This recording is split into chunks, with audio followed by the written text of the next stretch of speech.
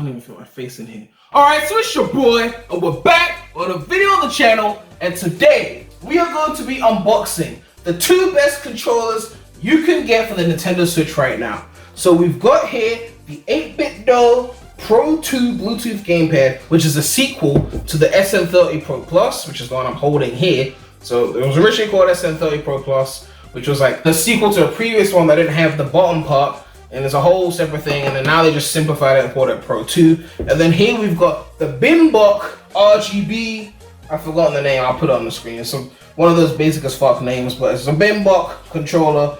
And the benefit of this is that this controller here is a controller you'd use when the Switch is docked and you're like at your couch or whatever. And then this controller is basically a Joycon style controller, but way more comfortable. Something like the Hori Split Pad Pro, but better basically.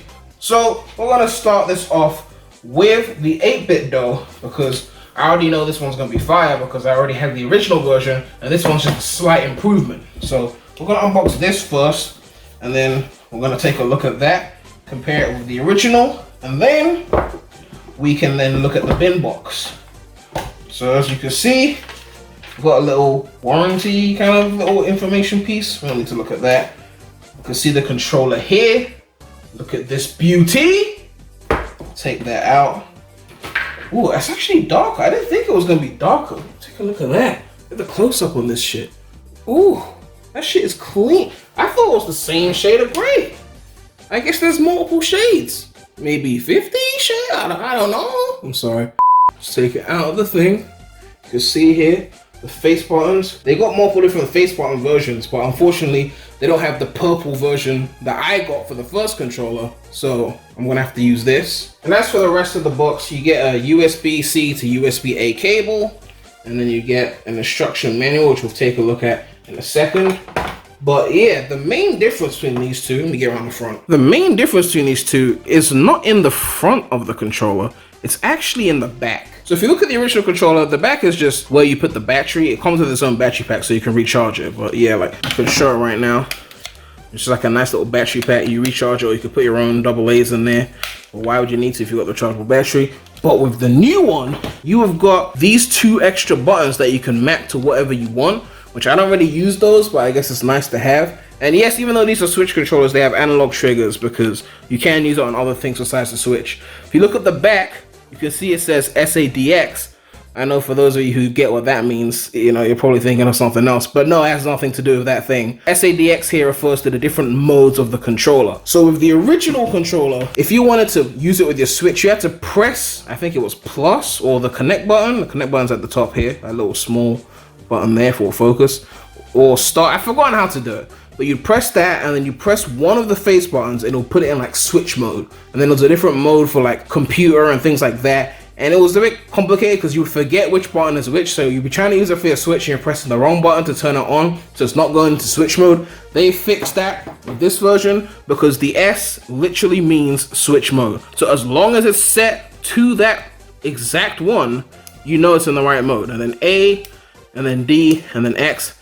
I can't remember which one is which. I think there's X input is X, and I think A is Android, but I have to confirm that. There is software to customize the SN30 Pro 2s, customize their functionality, but I can't use the app right now because I'm using my phone to record. So I'll show some screenshots of it on the screen, but yeah, there is an app for further customization of the controller. And yeah, this is pretty long. I don't know if I can even show all of that on the screen. I'll quickly just like zoom through or some shit. Yeah, like that. Ugh. But yeah, so it says NFC scanning, IR camera, HD rumble notification earlier not supported, nor can the system be waken up wirelessly, unfortunately. The other controller we got today does do that, but not this one. But yes, Switch is S, Windows is X for X input, Android is D for D input. Oh, A is Mac OS? Oh, that's interesting. Why would A be Mac? Apple? Oh, yeah, Apple. Didn't think of that. Now, we are going to be testing it out, but first I want to unbox the Binboks. So we're going to have both of them unboxed and then we can just test both of them back to back. You got a little box here. Let me show both sides. Got Binbok Born to Game. And then you've got the back, which shows what they look like. And you're probably thinking they look like the Horis. And yes, they do. I'll show you how they are better than the Horis in a second, even though I haven't tested them yet, but based on what I've been seeing, they are pretty much going to be better than the Horis. Oh, look at that. Look at that. Oh, wonderful. We've got a little instruction manual, okay? I know it looks like it's just a regular controller because it's like got this little grip on it, but the grip is just something you can like use with it if you want to, like kind of like the Joy-Cons, but you don't need to use the grip with it. So, for example, like if I want to use it with the grip, I just, you know, put my hands on it, press the buttons. Ooh, those feel good. Those feel good. Yeah. But you got your triggers. No analog here because they're going for that Joy-Con feel. You can see the back. You've got those bonus buttons. Oh, that's really clicky. I didn't think it was going to be that clicky. And then you got, I think, the turbo. And I think there's a button to set up the RGB. And then, of course, you can take them off because you want to use them attached to the Switch. Take the other one off. And then this is just a cheap little grip that you're probably going to lose. But, you know, it's what it is. So why are they better than the Horis?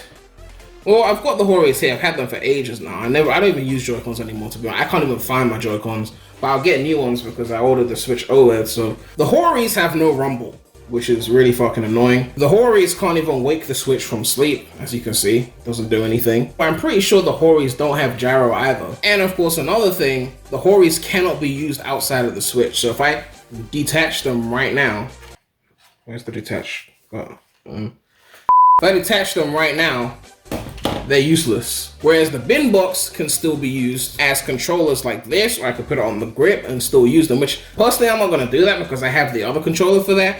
But if you wanted to use these in the multiple style fashion of the Joy-Cons, you can. Now, some people got the first generation of the Binboks, which had no pivot on the D-pad, but they have now made an updated version that has a pivot on the D-pad, which makes the D-pad actually fucking usable now. Honestly, the analogs on the face buttons feel cheaper compared to the Horis, so that is something you want to keep in mind. Like, the Horis feel a bit more premium. Even the D-pad, I mean, I guess the D-pad's similar in quality to this one, but the analog on the face buttons definitely feel nicer on the Horis. But again, no rumble is a no-go for me. No gyro. But in terms of the shape, the way they feel in my hand, you can just kind of see that the grip is a bit bigger and stronger. Like I don't want to say my hands are big or anything, but they're not small. And it just feels nicer. So let's put this in. And that is fucking clean. Look at this, man. And yes, the Switch does dock perfectly with the Binboks attached. Just like the Hori Split Pad Pro, they both can be docked with no trouble whatsoever. In and out, there's no tightness, no worry that you're gonna break anything. It's perfectly fine. I mentioned this with the Switch OLED without these ugly fucking bezels. Beautiful. Beautiful. Ugh, I almost dropped my Switch, fuck. So you press the home button, Switch goes on. You saw that? Then I have to use the Switch itself. You can see it's got RGB light and you see the red light there. You can press a bunch of buttons to like reconfigure it. Like, I think it's the buttons on the back. Here is the evidence that the controller works without having it paired. You should see it here. And yeah, this flush look honestly looks really nice. Like it has a more like consistent look compared to the Horis, which stick out more, and the color is just right. So it feels like it's meant to be a part of the Switch and it's not like a third-party accessory, aesthetically at least. So apparently you use the T button to change the color. Alright, so I figured it out now. So we got that one on green, we got that one on blue. It was really tough because the instructions, I think it's a Chinese product or something like that. So the instructions were not as clear, so I was like really trying to get it to work, but I was changing the brightness instead of changing the color. It was a whole thing. But yeah, we've gotten it to work now, and yeah, holding my Switch, it's not really heavy or anything. You can see you got USB-Cs to charge it at the bottom here, but you don't really need to if you're just using it with the Switch in handheld mode. So, oh yeah, you do get a USB-C to A cable with the Binbok as well. I don't know if I mentioned that, but yeah. Yeah, the rumble feels really nice. So yeah, I'm using the analog right now. No drift, not yet at least. And yeah, it works fine. We're gonna quickly test the D-pad as well. See how that fares. It's not the greatest D-pad in the world. Ugh, change that. I hate that shit. Thank you. Alright, there we go. I was like, why is it not jumping? But yeah. You can see here, it works really well. Again, not the greatest D-pad in the world, but it does the job. If you want to play more intense shit like Mario Maker, I would recommend using the SN30 Pro 2, which is the one we're about to test right now. Yeah, let's put this down for a sec. Curse the Switch's cheap kickstand. Ugh. Now let's get the Pro 2. It's already set to switch mode, so I'm guessing all we do is press the connect button, so you can see it's searching with that light. Alright, so we're gonna press change grip order. I'm gonna press L and R. And just like that, it's shown up. I couldn't show everything because I only got 2 hands, but yeah, we've paired it. Pressed A. Obviously the kickstand doesn't work because it's so flimsy that it can't work with the Binboks connected to it. They're too heavy, I guess. But you can see I'm standing here using my controller. I'm gonna open the game again. And there you go. We're using it here. And yeah, this thing feels amazing in the hand, just like the first version that I unboxed. You know, nice analogs, great buttons.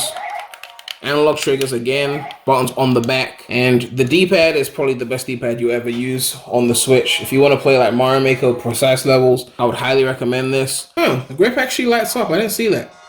I'm not using the grip right now, but yeah, it lights up. But yeah, that's gonna wrap it up for this unboxing and test. We showed off the SN30 Pro 2s. We showed off the Binboks with the RGB, and yeah, I'm trying to play this thing while looking at the camera. I'm sorry, but yeah.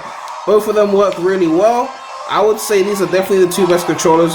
The 2 only controllers you really need for Switch. Of course, you gotta keep your Joycons for like NFC and things like that, or if you wanna play 1-2 Switch or some shit like that. But for everything else, these 2 controllers should have you set. You got your ideal handheld option, you got your ideal like docked option. So if you're getting your Switch OLED, or you're getting a regular Switch or whatever, and you need to be hooked up, this is what you're gonna be using, right? But yeah, make sure to like, comment, subscribe, hit that. Oh, fuck off, what the fuck? Oh my god. Take that. Bitch. But yeah, make sure to like, comment, subscribe, hit that bell. More content coming soon to the channel. But yeah, it's your boy, PREMulous, Gang. And I'm out.